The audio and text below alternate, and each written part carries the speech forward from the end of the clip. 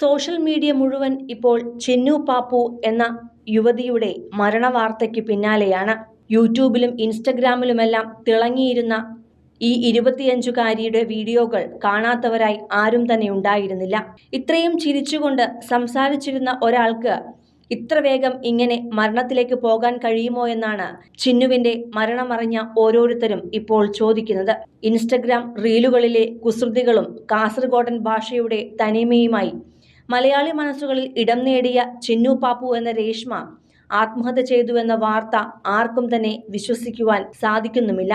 വെറും 25-കാരി മാത്രമായ രേഷ്മ ഈ ചെറിയ പ്രായത്തിനുള്ളിൽ തന്നെ വിവാഹം കഴിക്കുകയും അത് ഡിവോഴ്സ് ആവുകയും മാത്രമല്ല, 4 വയസ്സുകാരനായ മകനെ അച്ഛനെ ഏൽപ്പിച്ച് കാമുകനൊപ്പം താമസിക്കുകയുമായിരുന്നു. കാസർഗോഡ് ആസാദ് നഗറിലെ വാടക ക്വാർട്ടേഴ്സിലാണ് തൂങ്ങി മരിച്ച നിലയിൽ രേഷ്മയെ കണ്ടെത്തിയത്. ലക്ഷക്കണക്കിന് ആരാധകരുടെ കണ്ണീരും ഒപ്പം ഉത്തരമില്ലാത്ത ഒരുപിടി ചോദ്യങ്ങളും മാത്രമാണ് ഇപ്പോൾ ബാക്കിയാകുന്നത്. ഇന്നലെ തിങ്കളാഴ്ച ഉച്ചയോടെയാണ് കേരളത്തെ നടുക്കിയ മരണവാർത്ത പുറത്തുവരുന്നത്. രാവിലെ ജോലിക്ക് പോയ ആൺ സുഹൃത്ത് പലതവണ ഫോൺ വിളിച്ചിട്ടും രേഷ്മ പ്രതികരിച്ചില്ല.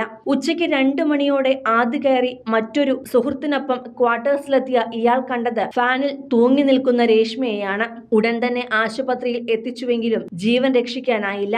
മരണവാർത്തയറിഞ്ഞ് പരിസരവാസികൾ എത്തിയപ്പോൾ അലമുറയിട്ട് കരയുന്ന സുഹൃത്തിനെയാണ് കണ്ടത്.